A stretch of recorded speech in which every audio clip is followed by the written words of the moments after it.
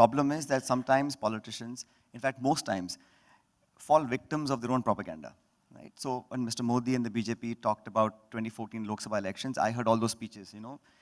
It's just as if, you know, heavens are going to come down and, you know, settle down in India.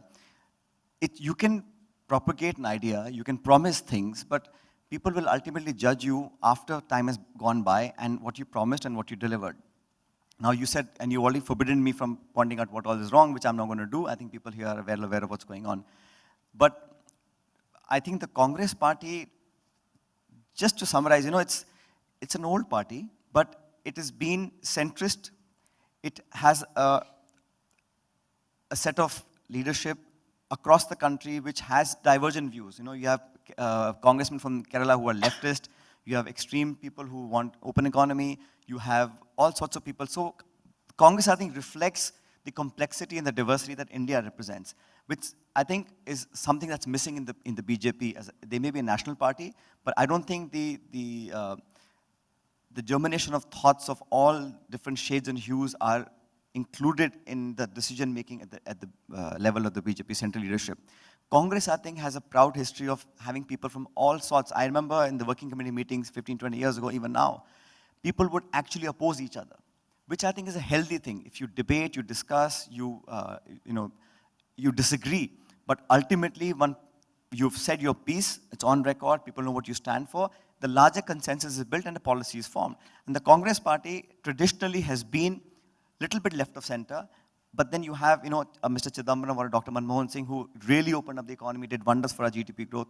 So you have a mix, and that semblance of a required mix, semblance of a balance, semblance of having the openness to have equitable distribution, stakeholdership of citizens, of NGOs, of people who are opposed to us.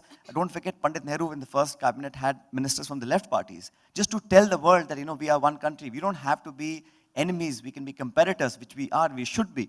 But we don't have to be acrimonious. We don't have to put each other in jail. We don't have to allege things. We don't have to assassinate everybody.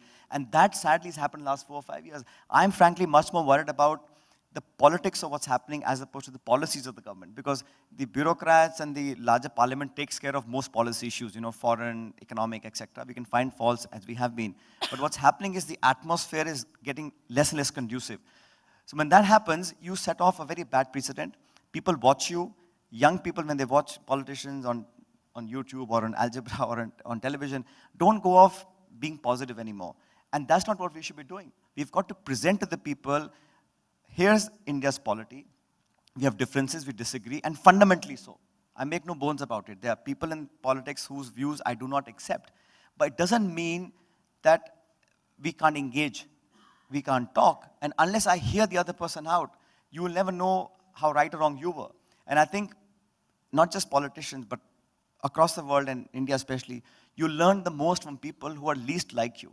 If you keep meeting people who think like you, who behave like you, who act like you, then how are you going to learn? You only learn from people who are not like you. And opposition parties are also made of, I think there are a lot of people who are good in the BJP.